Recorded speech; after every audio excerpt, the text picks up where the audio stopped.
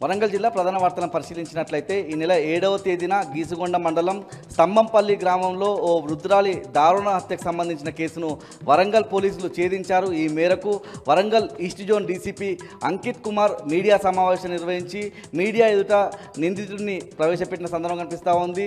మృతురాలి మేనల్లుడే హంతకుడిగా పోలీసులు తేల్చిన సందర్భం కూడా కనిపిస్తూ ఉంది.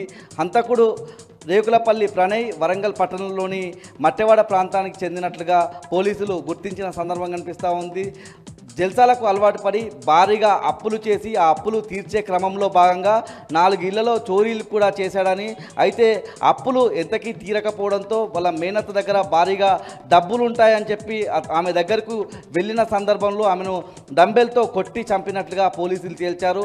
ఆ సందర్భంలో అతను దొంగిలించినటువంటి 18 లక్షల విలువైనటువంటి బంగారు వెండి ఆభరణాలతో పాటు 10,000 నగదు, బైక్, అదేవిధంగా సెల్ ఫోన్ను కూడా స్వాధీనం చేసుకున్నట్లుగా పోలీసులు చెప్పారు. హన్మకొండ జిల్లా ప్రధాన వార్తలను పరిశీలించినట్లయితే హన్మకొండ పట్టణంలోని ఏనుగులగడ్డ దగ్గర ఉన్నటువంటి ఖబరాస్థాన్ స్థలాన్ని రాష్ట్ర ప్రభుత్వం ఆక్రమించుకోవాలని ప్రయత్నం చేస్తూ ఉందని చెప్పి మైనార్టీలంతా కూడా ఆందోళన వ్యక్తం చేస్తున్న సందర్భం కనిపిస్తూ ఉంది. ఈ నేపథ్యంలోనే అమృత టాకీస్ జంక్షన్ దగ్గర మైనార్టీలంతా కూడా ఆందోళన వ్యక్తం చేస్తూ నిరసన తెలిపిన సందర్భం కనిపిస్తూ ఉంది.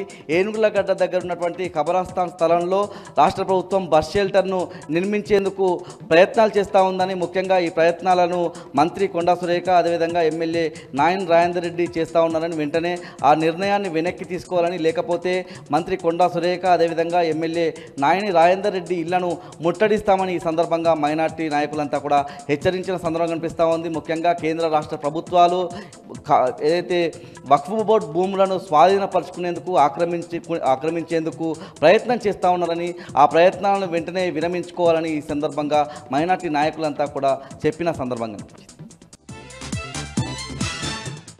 మహబూబాబాద్ జిల్లా ప్రధాన వార్తలను పరిశీలించినట్లయితే నిన్న తొర్రూరు మండలంలో ఝాన్సీ రెడ్డిని అక్కడ ఉన్నటువంటి గిరిజన ప్రజలు అడ్డుకున్న సందర్భం కనిపించింది. ఇవాళ పాలకుర్తి ఎమ్మెల్యే యశస్విని రెడ్డిని అక్కడ ఉన్నటువంటి దళిత ప్రజలంతా కూడా అడ్డుకొని తమకు ఏ పథకాలు అందడం లేదని చెప్పి వాళ్ళ మీద మండిపడ్డ సందర్భం కూడా కనిపించింది.